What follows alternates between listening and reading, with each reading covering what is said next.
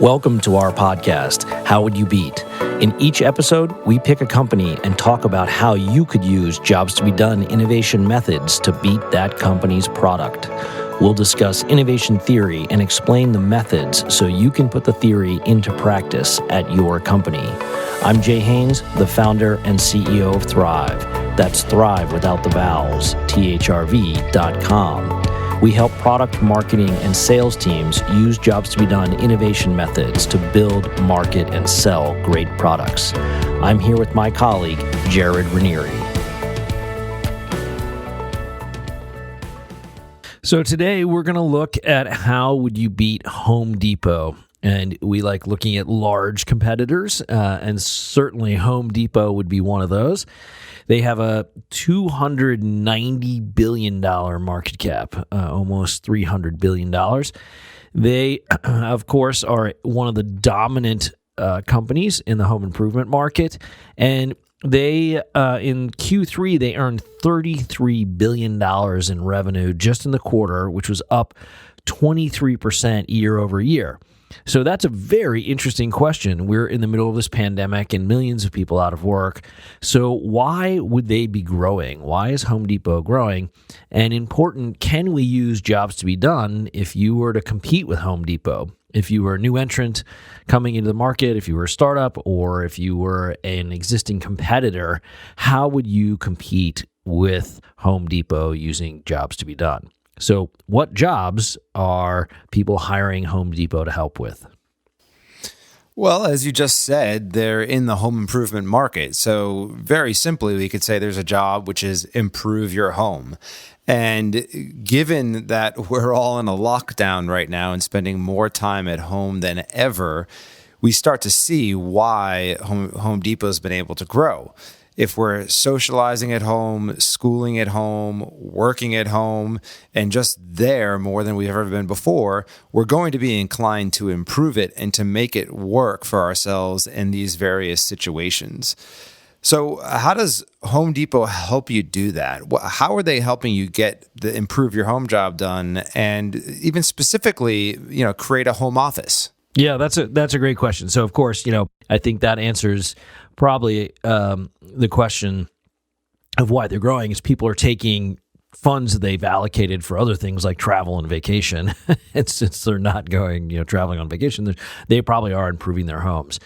And now home improvement, it's such an interesting way to look at the market. So we always like to think if you're going to compete with Home Depot, now sure, if you're Lowe's, you're kind of in a direct head-to-head competition with Home Depot. So sure, you're going to be looking at what Home Depot's doing, and you're going to be making those kind of adjustments and saying, okay, do they have a product that we don't have in our inventory? Are they offering a service in their stores that we don't have? And that's the kind of direct feature-to-feature competition. And what we like to do is use jobs to be done and help companies think a little differently. So if you're going to compete with Home Depot, how would you go through it? Well, we'd want to break down all the jobs that people are hiring Home Depot to do. And the way you could do that through a home, as Jared, as you were just mentioning, is one, home office. So how can you help people with home office? What are the jobs that people are doing in their home office? So that's an interesting way to start with that. And then you go through basically your entire home. So what are you doing in your kitchen, for example, or what are you doing in the bathrooms and showers, et cetera, your living room, et cetera. And so in other words, it's more than just improve your home. Improving your home is almost a solution to all these other jobs. And, one of them obviously is, get a good night's sleep. So you could look at that job in specific and try and figure out, well, yes, I want my, bedroom to look nicer, but really the core functional job there would be getting a good night's sleep. And that's true in every part of your house. Preparing a meal is a good example in your kitchen. And one way to do it is to go get a bunch of stuff from Home Depot. But are there other solutions out there that think about the competition in a totally different way than competing directly with Home Depot for preparing a meal, for example? Yeah, and even if you look at that just high-level job of improving your home as a domain, all Home Depot helps you with is gathering the materials. there are a bunch of other steps in that job. Everything from figure out how to improve it, design that improvement, actually execute it. I cannot tell you the number of things that I would like to improve about my home that I just don't have the time to do, even if they're really simple. Yeah. And this includes maintenance jobs too, right? So like your home needs to provide shelter. And to do that, you need to keep water out of your home. You need to keep your HVAC system working appropriately. And that requires maintenance because unfortunately, none of the existing solutions for those things just last forever and work. And so that's a whole nother domain, right? There's improvements to the current condition of your home, and then there's the ongoing maintenance to all these things, right? And that's true for your landscaping, right? So I can go to Home Depot to buy a rake, or I can hire a landscaper. And so this brings up an interesting question about segmentation, right? So some people have time to do more of the job steps on their own, and so they use Home Depot to gather materials. But I'm sure I'm not just speaking for myself when I say that when you have a family and you have two adults who work full time, that speed and accuracy is critical for the rest of that job. You do not have time, to do all of the maintenance that a home requires. It almost makes you regret owning a home in the first place. This job is incredibly underserved. Even finding help to do it is incredibly time consuming. Like I can't get a contractor to call me back for next to anything. So there's just so much opportunity in this domain. It blows my mind that Home Depot earns as much revenue as it does when this job is so underserved. Yeah, that's a great question too. Is what is the size of this market? So it's such an interesting way to think about it. And sure, if you said, well, people are buying materials to improve their home on their own. So there's that market. But is that really the market? I think, Jared, the analysis you're doing there is a very good one, which is, well, we have to think about it more broadly. So and Home Depot is serving multiple customers as well. It's serving the homeowner who wants to go and, build their own garden or, do their own kitchen improvements or whatever. And they have services to help you with that and how do you do it. But they also do provide a bunch of stuff to contractors who are doing that for you. And I think what you just mentioned there, that kind of optimize your home, maintain your home, those kind of jobs, we look at those types of things all the time. So you could break those down and say, well, actually, Home Depot is actually going to be part of this solution because what we're going to build is this layer that is the solution for the homeowner. And, in our classification in Jobs Done, the job beneficiary is the reason the market always exists. So this market doesn't exist because of contractors. It exists because homeowners have a home. So they're the job beneficiary. They're the core element. And contractors are helping them. Obviously, homeowners are literally hiring contractors, but also in the Jobs Done, jobs theory framework, they are hiring contractors as part of the solution.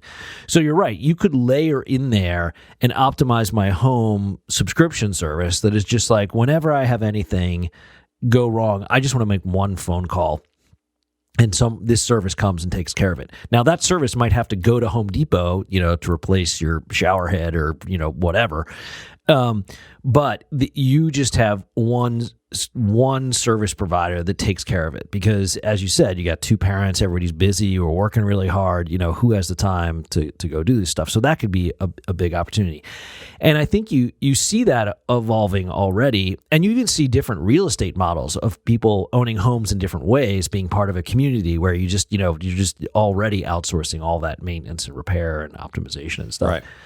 Right, so, like condos and co-ops are great examples of that. You pay a maintenance fee and somebody takes care of most of the infrastructure. They don't take care of the inside of your apartment and little nooks and crannies, but they make sure that the HVAC system is working, the plumbing's working, that the roof is not leaking, all those kinds of big important things. Yeah, and you even see this like 4-season homes, like hotels, providing homes because people want to outsource everything, and right. Obviously that's the high end of the market. Right. But I think if you were going to compete with Home Depot, using jobs theory, you would want to look at all these different essentially markets that they're in. There isn't one market here. That's, I think, the key as well, is that Home Depot is providing all the stuff around your home. But when you're in your home, obviously, there's just like a ton of jobs, from preparing meals to getting a good night's sleep to, whatever it is, your home office, etc., that you're using your home for. And you can see how there's a disconnect just by searching for stuff on Home Depot. So a good example is you search on like home office, it brings up a whole bunch of ceiling fans, right? Well, okay, that relates to achieving comfort, but that doesn't address any of the jobs that you're trying to do with your home office. It might actually make my home office worse, because it would be loud when I'm on calls and blow papers around. Right. So might not be a good solution to get the job done. But you can, so this is the way you would do it if you were trying to attack Home Depot and take share, is by going through each of the true markets of the jobs, being productive while home. You're trying to prepare a meal. And actually, I love the prepare a meal job, because you could look at it and say, okay, well, people want to renovate their kitchens. It's like, sure, there's a market for that, obviously. But if you were coming up with something really innovative, you would come up with something like the microwave, for example. A microwave was a real change in the kitchen. And it changed, think of how much changed with the microwave, all this food and supply chain stuff that now was designed to be heated up by a microwave. And there's a new product, which I actually think is really amazing, called the Brava, which is a new oven. So it's like another solution to prepare a meal that uses light instead of, microwaves. Like the microwave heats water, but this Brava actually uses light. It's really good, I have to say. They're not paying us anything. I just happen to like the product. But it is a way to prepare a meal. And there's lots of other ways too, the blue aprons and the gobbles and all these kind of prepared meals that show up. So that really is the same market, right? Because what you're trying to do in your kitchen, even though it doesn't seem like they're directly competing with Home Depot, but they really are. The end job that you're trying to get done. And the reason I think that's so interesting is, one, it's a way to compete with Home Depot that's very different, right? You don't look like a home improvement retailer. But the other is, it actually is a risk. It is a real risk to Home Depot, because if you're using these other solutions, you might not have to renovate your old stove in the way that you traditionally would. And you might not even be motivated, because now another solution evolves is just getting the job done better.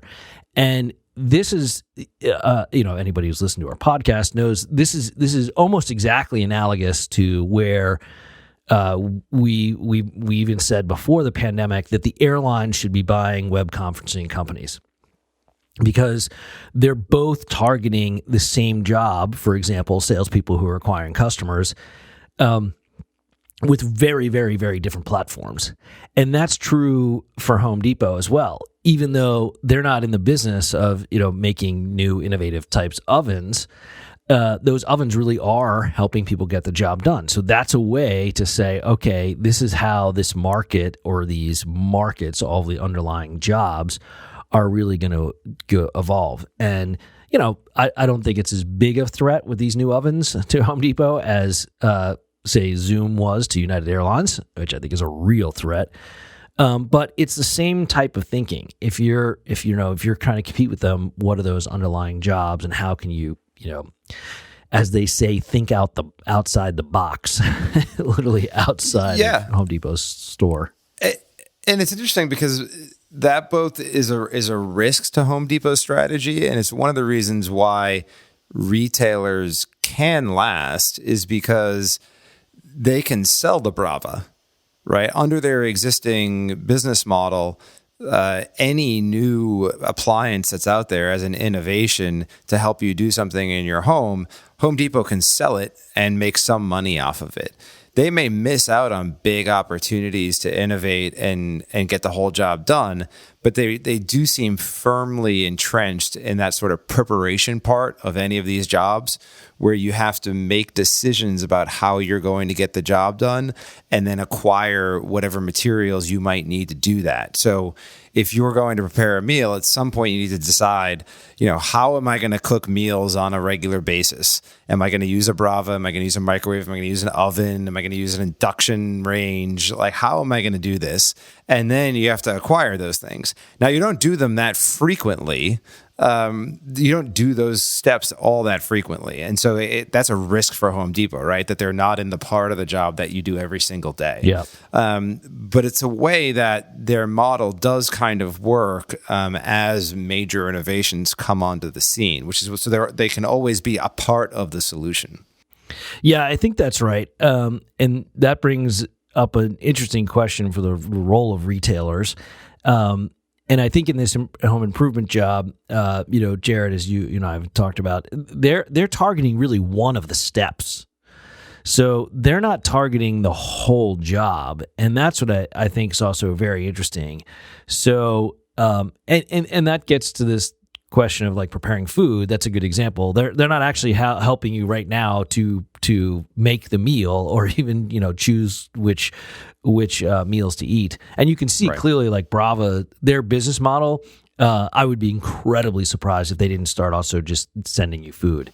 Interesting. Because it's much more of a kind of subscription model. They're not just selling you the oven; they want to sell you, everything you put in that oven, and that's kind of this, recurring business. And to your point, that preparing food is the job that people execute every single day. That's the really big market relative to just the once in an occasional time retiling your kitchen.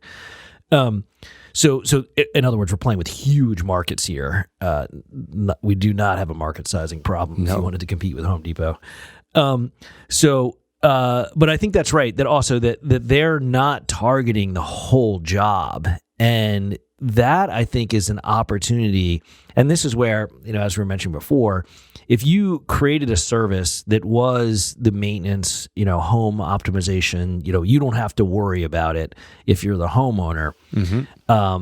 Home Depot could be part of that, but they really are just getting one step done. Yeah. And you can see how in the whole job, and this is why it's really, really important when anybody's looking at a competitor or a market they want to enter, to really go through all the different job steps and what does it really take to get the job done.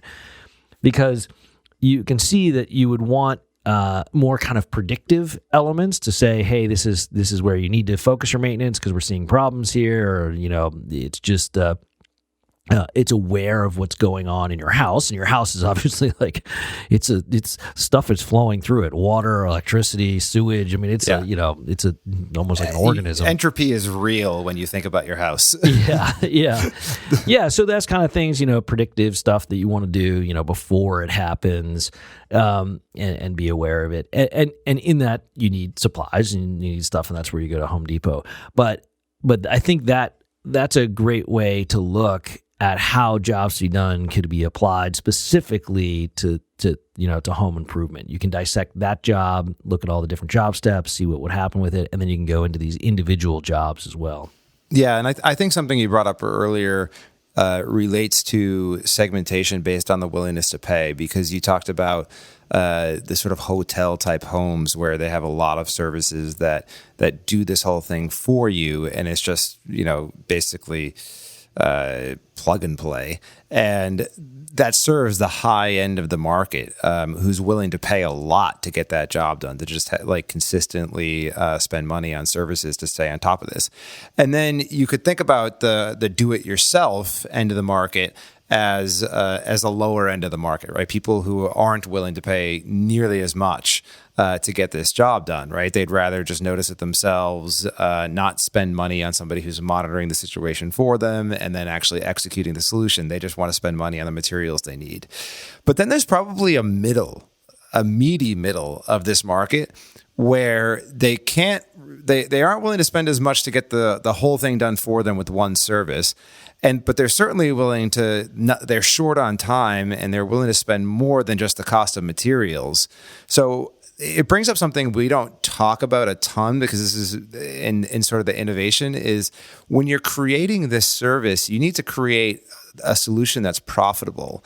And so part of this is, how can you create a service that's almost as good as what the high end is getting, but at a more economical price point that's still profitable for your business. It's where there's a business model innovation opportunity as much as a product innovation opportunity. It may not take, you may use technology to scale whatever this solution is, but it's not a totally brand new invented solution because it's already in the market, right? The high end's using it. You just need to figure out how to make that cost effective for a different segment. Yeah, I think that's great. And we should talk more about business model innovation because that is very interesting. How do you get into this market with, essentially a service that could be technology enabled that is at much lower cost, and that can be business model innovation as well. And even your home is likely also insured by somebody. So there are different players who want to help you get the job done of maintaining your home because in an extreme case, a good example would be mold. If you have water leaking and you don't know about it, and then your house becomes infected with mold, which I've had happen to friends. Serious issues with like black mold. Right.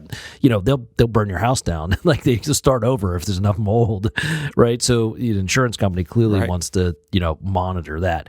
So that's just one example. But if you again, I think the key here is if you're doing business model innovation or product or service innovation, mapping out all those jobs is the first step because they're never going to change. That's really the power of jobs theory. No matter what you're doing with your home, it was stuff people were doing with their home 100 years ago and stuff people are going to do with their home, 100 years from now.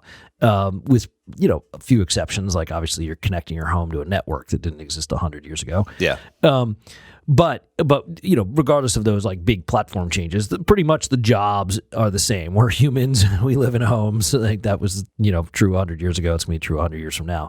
So the first step, if you were in this home market, that's what I would say.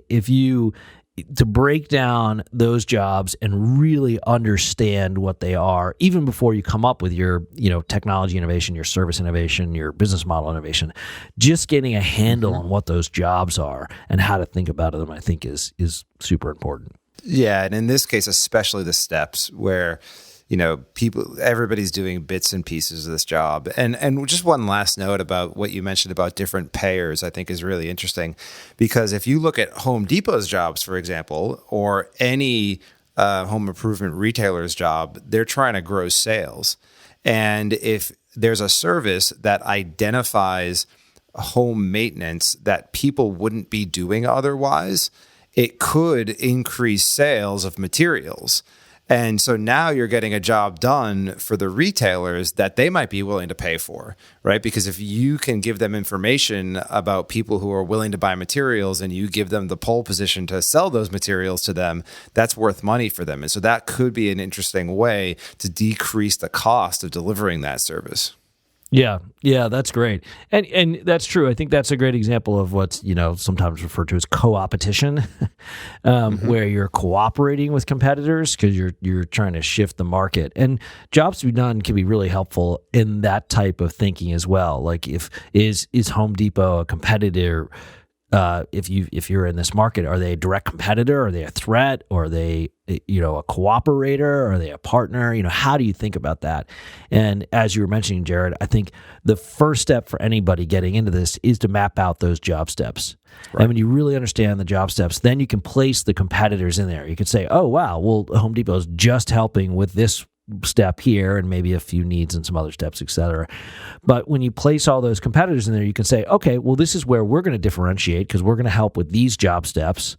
And then we're going to move in throughout the job steps into different to satisfying needs in all the job steps by partnering with other companies. You can't do everything initially. And so you find, different partners who help you along the way. And that's what I think is where we see every market evolves in that way, where there's a company that gets into the market, helps out with a job step, but ultimately at the end of the day, they want to help get the whole job done for the job beneficiary. And that's where markets always evolve. Great. Well, thanks, everybody. We'll see you on the next episode. Thanks for listening to our How Would You Beat podcast. Visit us at thrv.com, that's thrv.com, to get our free how-to guides and try our Jobs to be Done software for free.